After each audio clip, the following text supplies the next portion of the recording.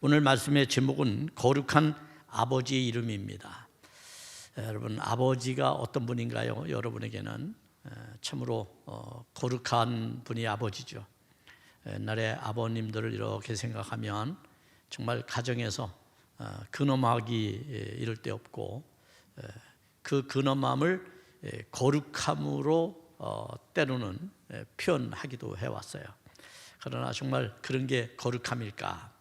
거룩한 아버지의 이름은 어떤 아버지를 의미해 주는 걸까? 거룩한 아버지의 이름 앞에 예수님은 어떻게 기도하고 계셨는가?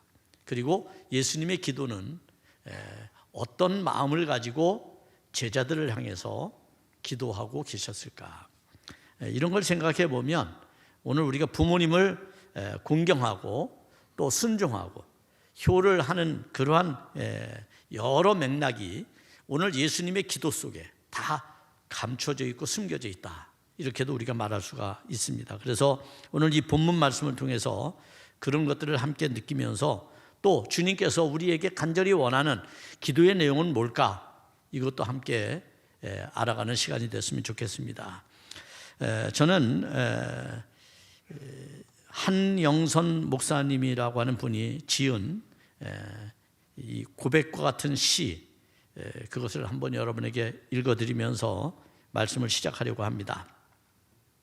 시의 제목은 늙은이는 서럽다네라고 하는 시의 제목이에요. 어떻게 서러움을 표현해내고 있는가, 공감이 가는 아마 어르신들은 많을 거라고 생각합니다. 이런 내용입니다. 늙으면 섭다네, 눈 어두워 그렇지 돋보기 안경 쓰고 확대경 손에 드나 그래도 안 보여 두 번 세 번 살핀다네.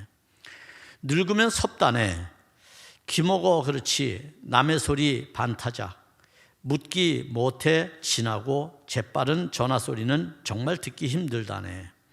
늙으면 섭다네, 무시당해 그렇지 수혜도 치지 않는 젊은이들의 풍조로다. 무언가 저들끼리만 쑥떡쑥떡 하느나. 늙으면 섭다네, 짝이르니 그렇지 백년해로 약속 어겨 어느 한쪽 먼저 가니 남은 쪽 외로움이야 일러 무엇하리요. 늙으면 섭다네, 병들어 그렇지 내 몸은 내 몸이나 내 마음대로 못하니 옆에서 돌보지 않으니 꼼짝 못해 답답하지. 이런 시 아닌 시, 소위 말하면 그 어르신 늙음에 대한 회한, 늙음에 대한 현실을 적나라하게 이야기해 주고 있지 않나, 이런 생각을 해봅니다. 늙는다고 하는 것, 어떤 걸까요? 여러분, 인생이라고 하는 것이 아마 늙는다고 하는 것처럼 두려움은 없을 겁니다. 왜냐하면 그 늙음은 곧 죽음을 의미하기 때문인 것이죠. 그래서 사람들은 늙지 않으려고 온갖 방법을 고안하고 또 좋은 것, 또 좋은 환경, 이런 것들을 따지기도 합니다. 그러나 인생은 여전히 늙어갑니다. 어떻게 우리가 그것을 받아들이고 곱게 아름답게 늙을 것인가, 이게 아마 웰빙이고 웰다잉이겠죠. 그러니까 이런 삶에 대한 가치들이 오늘날 매우 익숙해져 있고, 그리고 받아들이기에 매우 친숙해져 있다라고 하는 것을 부정할 수는 없을 겁니다. 그럼에도 불구하고 우리는 이 늙음에 대한 경외감이 있습니다. 왜냐하면 하나님께서 사람을 창조하시고 우주 만물을 섭리해 가실 때에 탄생이 있으면 늙음이 있는 거거든요. 생명이 주어지면 죽음도 있는 것이니까요. 그러니까 이것은 하나의 과정이고 하나의 시간의 흐름이고 내가 여전히 살아있다는 반증이다, 이렇게 우리가 생각을 한다면 성경이 우리에게 있어서 과연 이 늙음에 대한 이야기를 어떻게 말하고 있는지 되새겨올 필요가 있는 것이죠.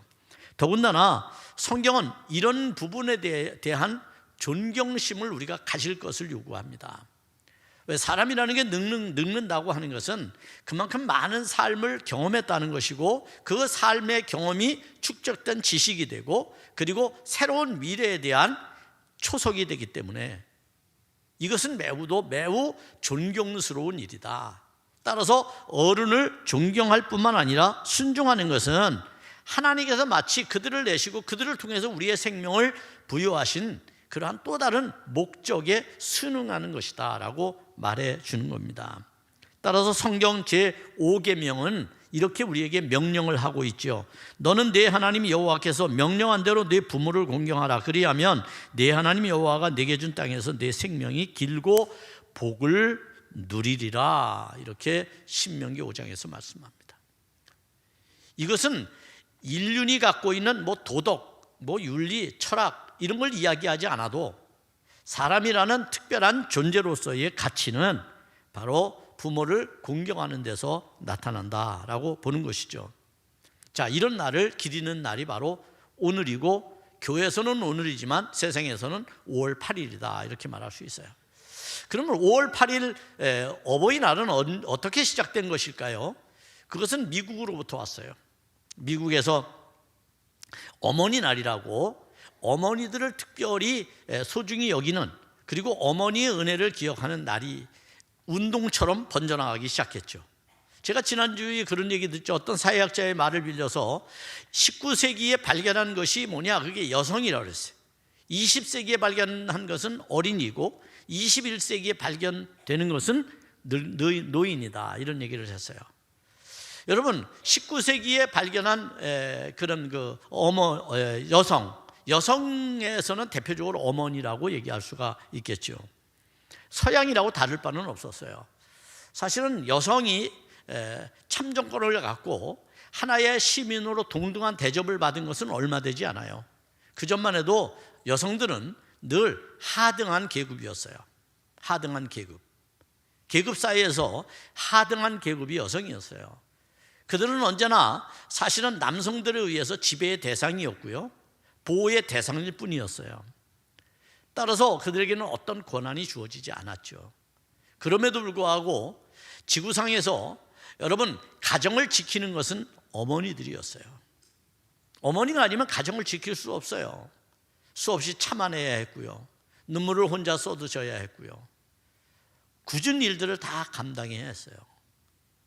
남편들은 한량처럼 밖으로 다녔지만 안에서 자녀를 키우고 자녀를 양육하고 근심 걱정하며 노심초사하며 그렇게 가정을 지키는 것은 어머니들입니다. 그 어머니를 생각하는 날, 그 날이 바로 어머니 날이라고 하는 바로 미국에서 시작된 날이었죠. 그 운동이 미국의 영향을 받은 우리 한국 땅에 들어오게 된 것은 언제였을까요? 그것은 1956년 정도였어요. 그때 당시에 이제 한국에서도 이 어머니 날을 교회를 중심으로 해서 지키기 시작했어요. 그래서 주일 중심인 교회는 어머니 주일이라고 해서 바로 주일을 지키기 시작했던 것이죠. 그것이 너무 좋은 방향이었기 때문에 사회적 운동으로 이게 이제 번져나가게 되고, 그래서 우리나라에서도 1972년, 3년 이 정도에 소위 어머니 날이라고 하는 날이 이제 제정되기 시작합니다. 그래서 어머니의 날을 본격적으로 이제 지키게 된 거죠. 자, 이런 날을 통해서 산업사회된 현대사회에서 바쁜 일상 속에서 잊고 살 수밖에 없는, 그리고 가정이 해체된 핵가족 시대를 맞은 오늘의 시대에 어버이를 좀 더 생각할 수 있는 날, 그날을 삼기 위해서 이 날을 하게 된 거죠. 앞에서 조금 제가 잘못 말했습니다만 1956년도에 시작된 어머니의 날, 우리나라에서 그 어머니의 날이 1972년도에 용어가 바뀌어요. 그게 이제 어버이날이라고 하는 말로 바뀌죠. 왜 바뀌었을까요? 이제 아버지들이 질투심이 많아요. 그게 왜 어머니만 귀하냐, 우리는 안 귀하냐, 이렇게 해서 원성들이 있고, 그러다 보니까 이제 이것을 잘 아우르는 용어가 생겨나게 된 거죠. 그래서 어쩌면 이 고어가 만들어진 것은 어버이라고 하는 말은 어머니와 아버지를 합친 거예요. 그럼에도 불구하고 어버이니까 누가 앞서 있어요? 어머니가 앞서 있는 거예요. 어머니가 어버이예요, 여러분. 그래서 우리는 그 어머니들의 사랑, 그 모성, 그것이 지켜낸 가정, 그리고 이 사회, 또 우리들, 이런 것들에 대해서 우리는 늘 기억하고 그 은혜를 마음에 새기는 것, 그것이라고 말할 수가 있습니다. 미국에서 이것을 시작한 사람은 안나 자비스라고 하는 여성이었어요. 안나 자비스라고 하는 여성이 이 운동을 시작했습니다. 결국 오늘에 이르기까지 우리는 오늘 어버이 주일을 지키는 오늘 이런 취지를 우리가 생각하면서 그 어머니가 가졌던 희생과 사랑과 섬김, 이것이 바로 어쩌면 하나님께서 우리를 향하신 그러한 아주 소중한 설교이고 가르침이다, 이런 생각을 해봅니다. 그래서 성경은 예수님을 통해서 하나님의 모형을 보여주면서 희생과 사랑과 섬김이 예수님이 행하셨던 일로 우리에게 표현되어지고 그것을 가장 잘 실천하고 있는 것이 어머니다라고 볼 수밖에 없는 것이죠. 이런 어머니의 은혜를 기억하면서 희생을 개선해 보려는데 바로 오늘과 같은 기념일이 필요한 것이다 라는 생각을 해보게 됩니다. 그러나 어느덧 시대는 너무나 많이 흘렀습니다. 그래서 가족 제도도 변하고 또 이러한 가정의 문화도 변하게 되었어요. 이런 문화 변화되는 상태 속에서 전통적인 효사상, 전통적으로 우리가 가지고 있던 효도 차츰차츰 그 형식이 바뀌는 것 같습니다. 그래서 이것을 개탄하고 공자는 이런 말을 했습니다. 견마지양이라고 하는 말을 했어요. 견마지양. 이 견마지양이라고 하는 말은 개나 말을 봉양한다, 그런 뜻입니다. 굉장히 조속한 말처럼 보이지만 어쩌면 가만히 오늘의 시대를 이렇게 차근차근 들여다보면 이 말이 정말 맞는 것 같아요. 지금 여러분의 가정도 아마 개를 섬기느라고 고양이를 섬기느라고 얼마나 많은 희생을 감내하고 계십니까? 어쩌면 정을 나눌 곳이 없어서 사랑의 대상자를 잃어버려서 대신 만족을 얻기 위해서 그렇게 하는 것. 그런데 이 견마지양이라고 하는 이 말은 그 뜻이 이런 거죠. 진심으로 공경하는 마음 없이 부양만 한다, 그런 뜻이에요. 마치 개를 대하고 그리고 말을 대하는 것처럼 그렇게 한다는 거예요. 부모님에 대한 은혜를 이렇게 한다면 이것은 진정한 효도가 아니겠죠. 진정한 효도라는 건 어떤 걸까요, 여러분? 자녀의 마음이 아니라 부모의 마음이죠. 부모의 마음을 헤아리는 게 효도죠. 그런데 오늘날 부모님들도 너무나 많이 바뀌었어요. 너무나 많이 바뀌었어요, 여러분. 어버이날 이런 통계가 있어요. 어버이 선물로 가장 선호하는 게 뭡니까? 했더니 뭐라고 답이 나왔을까요? 아시네요. 야, 다 필요 없어. 돈 가져와. 부모님들도 그렇게 얘기를 하니까 자녀들도 효에 대한 가치가 바뀔 수밖에 없는 거예요. 바뀌었어요, 이제는. 진심이 빠져버린 거죠. 진심, 관계성만 유지하는 거죠.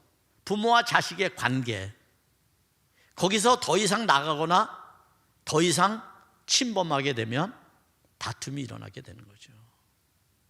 부모님도 이것을 이제 아니까 그것으로 대리만족을 하게 되는 그런 상황인 거예요.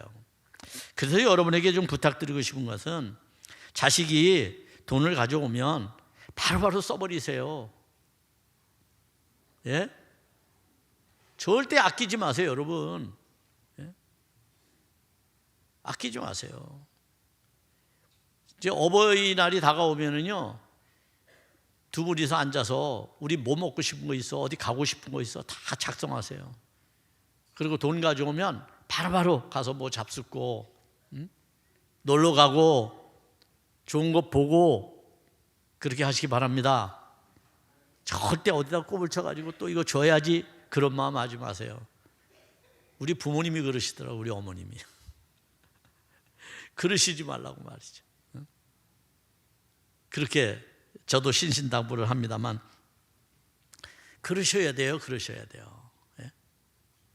그러니까 우리는 부모로서의 책임감을 가지고 정말 얼마나 애달프게 또 얼마나 고통스럽게 얼마나 참으면서 자식을 부양했어요.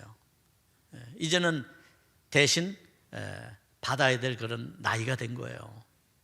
그런데 그것이 진심이 잊어버린 상황이라는 것은 우리 모두가 안타깝게 여겨야 되지만, 그럼에도 불구하고 우리는 이 진심이 무엇인지를 좀 찾아가는 일을 해야 될 것 같습니다. 성경은 우리에게 뭘 가르쳐주고 있나요? 부모 효에 대해서 두 가지를 가르칩니다. 첫째는 주님 안에서 순종하라는 겁니다. 여러분, 왜 단서가 주님 안에서라고 하는 말을 붙여서 사용할까요? 우리가 오후 예배 때 더 구체적으로 얘기하겠습니다만, 주님 안에서 순종하라고 하는 것은 그만큼 절대적 가치가 있다는 거죠. 부모님과 나와의 관계는, 부모님과 자식과의 관계에는 절대적 가치가 존재한다는 겁니다. 그뿐만 아닙니다. 공경하라고 말하죠. 공경하라. 순종하라는 말은 순순히 따르는 것을 말한다면, 공경하는 것은 존경하면서도 가치 있게 여겨주는 것을 말해요. 부모님이 병들고 힘이 없고 나에게 베푼 것도 없고 물려준 것도 없지만, 그러나 부모라는 것 때문에 가치는 대단한 것이다, 이렇게 여겨야 된다는 말의 의미일 겁니다. 그래서 성경은 우리에게 부모를 향해서 순종하고 공경하라고 말하고 있는 겁니다.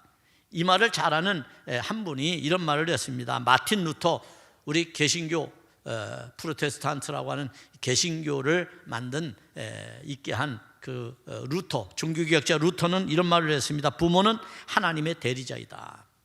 성경을 보면 여러분, 아브라함과 이삭과 야곱이라고 하는 족장의 이야기가 나오잖아요. 거기에 보면 아브라함이 이삭을 축복하고 이삭이 야곱을 축복합니다. 이것은 그들이 하나님의 대리자라고 하는 그러한 상징적 의미가 그 속에 있는 겁니다. 따라서 부모는 자식을 위해 기도해야 될 책임이 있고 축복해야 될 의무가 있습니다. 그게 부모의 권리입니다. 부모의 권리입니다. 그래서 부모는 자식을 위해서 축복해야 돼요. 내 마음에 안 든다고 쌍소리하지 마시고 축복해야 돼요. 그게 부모님들이 해야 될 일이고 성경이 가르쳐주는 은혜입니다. 그런데 성경이 효를 말할 때에 주 안에서라고 말함으로써 그것이 어떤 가치를 우리에게 부여해 주려고 애를 쓰고 있는데, 그것은 바로 야훼 하나님, 소위 말하면 하나님을 주님으로 모신 가정, 그 가정에 행복이 있고 그 가정이 바로 천국이 될 수 있기 때문에 그렇게 말하신 겁니다. 우리가 낙원이라고 하는 것을 꿈꾸잖아요. 그 낙원에 가장 의미 있는 것이 무엇이겠습니까? 그것은 하나님의 마음이 그곳에 있어야 하는 것이죠. 하나님의 나라에 하나님의 마음이 있는 것처럼, 그래서 최상의 모델이 우리가 가정 천국이 되어져야 하는 것처럼, 오늘 가정은 참된 안식과 그리고 정신적인 고향, 나아가서 영적인 계승이 우리의 가정 속에 이루어지게 될 때, 그 가정은 진정한 천국을 이루는 가정, 천국의 모델이다, 이렇게 말할 수가 있습니다.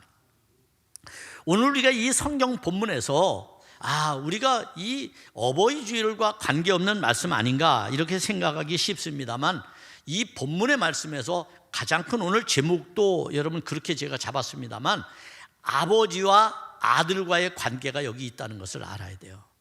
예수님이 지금 하나님께 대하여 기도하고 있는 내용입니다. 이 본문은 십자가를 지시기 전에, 소위 말하면 겟세마네 동산에서 그 밤에 기도하시죠. 얼마나 기도를 많이 하셨으면 제자들이 기도하지 않고 잠을 잤습니다. 예수님은 얼마나 기도를 열정적으로 하셨으면 땀방울이 핏방울이 되게 하셨습니다.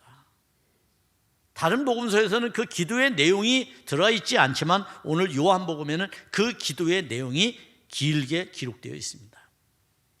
이 기도의 내용을 차근차근 뜯어보면 아버지와 아들의 마음을 알 수 있습니다. 오늘 우리의 부모님이 우리를 향해 어떤 마음을 가지고 계시는지 그 마음을 우리가 읽을 수 있다, 그런 얘기예요. 이 성경이 그것을 우리에게 가르쳐 주고 있습니다. 따라서 여기서 아버지라고 말했다는 것에 대해서 우리가 좀 생각을 하고 넘어갈 필요가 있습니다. 성경은 왜 하나님을 아버지라고 말할까요? 그러면 이 아버지라는 말이 우리가 생물학적으로 남성, 여성성을 말할 때 그 남성에 해당하는 부분일까요? 그렇지 않죠. 아버지 그러면 일단 가정에 자녀가 있어야 되고 아내가 있어야 되고 가정 구성을 할 때 거기에 가장으로서의 아버지가 존재하는 거죠. 그게 전제되는 것은 자녀가 있다는 말의 의미일 것입니다. 그러면 이 아버지의 말 속에는 어머니도 당연히 포함되는 것이라고 말할 수 있겠죠. 특별히 여호와 하나님에 대해서 이야기할 때에 우리는 이 야훼라고 하는 말의 본뜻이 생명이라는 곳에서 왔다고 하는 것을 알 수 있어요. 생명. 우리가 예수를 믿으면 뭘 받죠? 구원을 받죠. 구원을 뭐라고 표현해요? 영생이라고 표현하죠. 영생을 얻는다. 예수를 믿으면. 그죠? 그건 생명을 말하는 거예요. 생명. 생명은 누구로부터 오느냐? 하나님께로부터 오는 거예요. 그런데 그런 하나님께서 누구를 만드셔요? 자기를 닮은 아담을 만드셔요. 그리고 아담을 통해서 또 하와를 만드셔요. 아담은 먼지로 만들었지만 하와는 아담의 갈비뼈로 만들어요. 여기서 중요한 가치가 이제 우리에게 주어지게 된다는 것이죠. 이름 속에서 나타나는 의미라고 말할 수가 있는데 이 생명은 어떤 속성을 가지고 있느냐라고 하는 거예요. 이 아담의 아내인 하와에서 이른바 어머니라고 하는 속성, 그것을 우리가 발견할 수가 있어요. 소위 어머니는 생명을 잉태하는 자로서 존재한다는 거예요. 어머니는. 그러니까 어머니의 성격, 소위 말하면 어머니의 성품, 그것이 누구에게 있는? 하나님 여호와에게 있다는 말이죠. 그래서 오늘 예수님은 기도할 때 아버지라고 말하지만 기도의 내용을 차근차근 훑어보면 하나님 아버지에게 있는 어머니의 모성성, 그 어머니의 모성성에 의지해서 기도하고 있다는 것을 알 수 있습니다. 아버지의 여러분 성품은 어떤 개념이죠? 가르치고 판단하고 징계하고 이런 의미를 갖잖아요. 아버지의 권위라고 하는 건. 그러나 어머니는 품고 용서하고 사랑하고, 그 어머니의 속성이잖아요. 그 어머니의 속성이 지금 하나님이신 아버지에게 있는데 그거에 기반을 두고 예수님인 아들의 입장에서 지금 기도하고 있다는 거예요. 여러분은 어떤 기도를 하는지 모르겠습니다. 예수님의 기도는 전적으로 누구를 대상으로 했느냐? 제자들을 대상으로 기도하셨어요. 제자. 오늘 9절 말씀을 보겠습니다. 9절에서 이렇게 말합니다. 내가 그들을 위하여 비옵나니 내가 비옵는 것은 세상을 위함이 아니요 내게 주신 자들을 위함이니이다. 그들은 아버지의 것이로소이다 라고 말합니다. 여기에 아주 중요한 원리가 있죠. 그것은 뭡니까? 아버지가 있고 아들이 있고 그리고 이들이 있어요. 그들이 있어요. 아버지는 누굽니까? 하나님이시죠. 아들은 누구예요? 예수님이시죠. 그들은 누굽니까?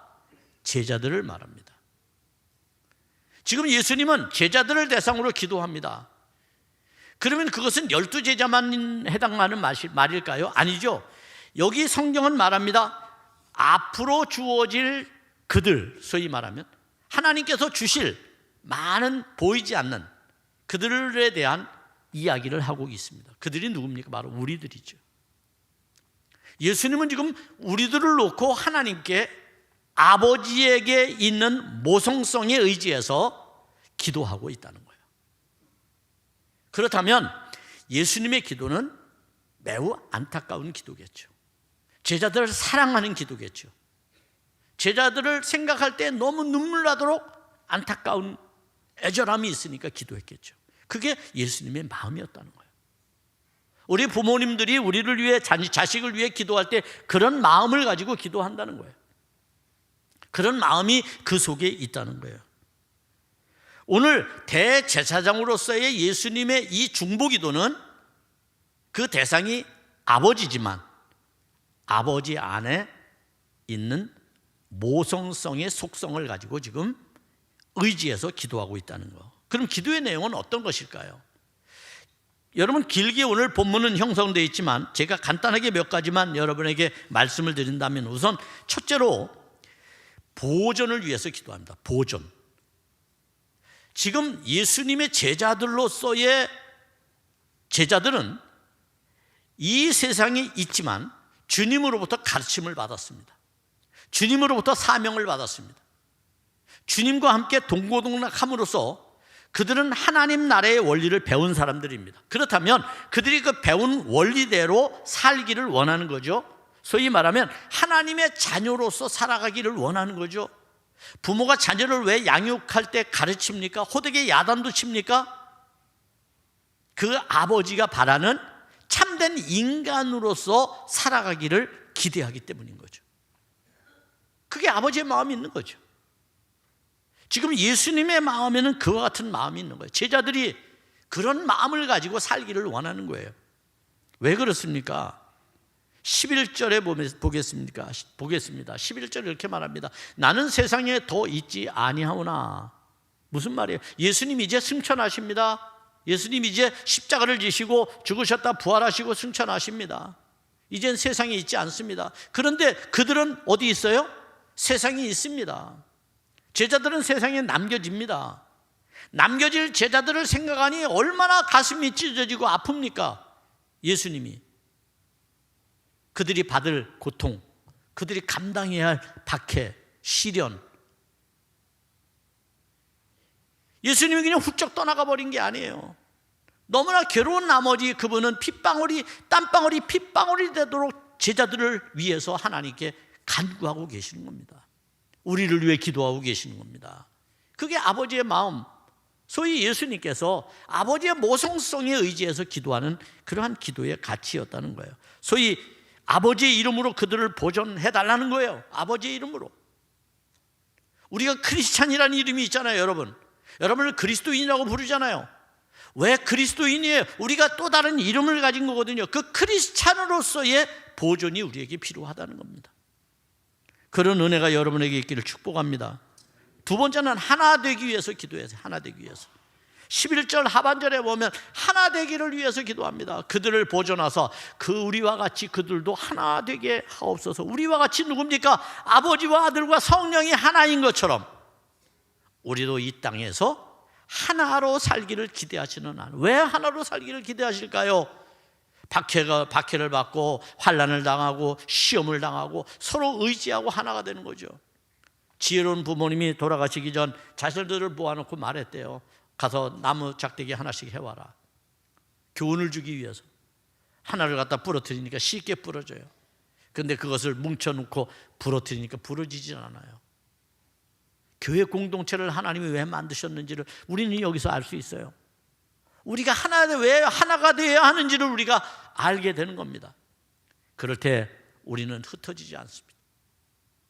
그럴 때 우리는 하나가 되어 하나님의 온전한 뜻을 이룰 수가 있습니다. 이것을 돕는 이가 누굽니까? 성령이시죠.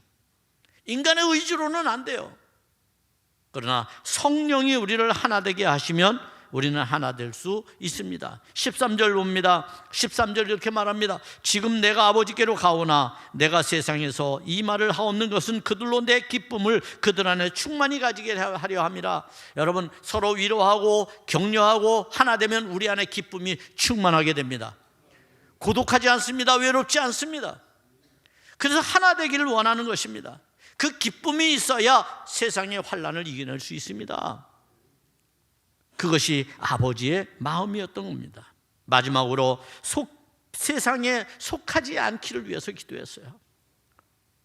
비록 내가 아버지로 가지만 제자들은 세상에 남을 것이고 성도들은 여전히 세상에 있을 거예요. 우리는 여전히 세상에 있잖아요. 그런데 우리는 세상에 속하지 말아야 됩니다. 그러면 세상에 속하지 않는다는 것은 어떤 의미일까요? 세상과 속하지 않고 살아갈 수 있을까요, 여러분? 살아갈 수 없어요. 이건 문자적으로 이해해서는 안 되는 거예요. 이것은 어떤 의미를 갖는 걸까요? 라고 하는 것을 우리가 생각해야 돼요. 그러면 이 말의 의미는 기름이 물에 섞이지 않듯이 소금이 녹지만 형체는 없어지지만 맛을 잃어버리지 않듯이 우리가 이 땅에 살아감으로써 내가 내 정체성, 내가 그리스도인이라는 정체성, 내가 예수님의 제자라는 정체성을 잊어버리지 말라는 겁니다. 어떻게 잊어버리지 않을 수 있을까요, 여러분? 가만히 있으면 부르짖기만 하면 되는 겁니까? 아니죠. 이때 가장 중요한 것은 제자로서의 정체성은 제자의 사명을 감당할 때 그 정체성은 드러나게 되는 겁니다. 감춰진, 말 아래 감춰진 존재가 아니라 등경 위에서 세상을 향해 환하게 빛을 비추는 존재로서의 삶을 살아가는 것이죠. 그러기 위해 제자들에게 주어진 예수님의 마지막 사명은 뭐 증인의 사명인 겁니다. 증인의 사명. 내가 너희들에게 가르친 것, 내가 너희들에게 말한 것, 생각나게 하시는 성령의 지혜를 받아서 우리가 세상에 하나님의 말씀을 증거하고 하나님의 사명을 감당하게 될 때 우리는 세상과 세상에 속하지 않게 되는 겁니다. 끊임없이 내가 가진 정체성에 대해서 고백하는 사람은 세상과 속하지 않아요. 그런데 내가 예수 믿는 것 존재 자체도 감춰버리는 사람, 적당히 세상에 나가서 세상 사람들과 더 잘 어울리며 사는 사람, 그들보다 더 아주 세상 사람처럼 사는 사람, 그들에게는 세상에 속하지 않게 해달라는 주님의 기도는 아무 의미가 없습니다.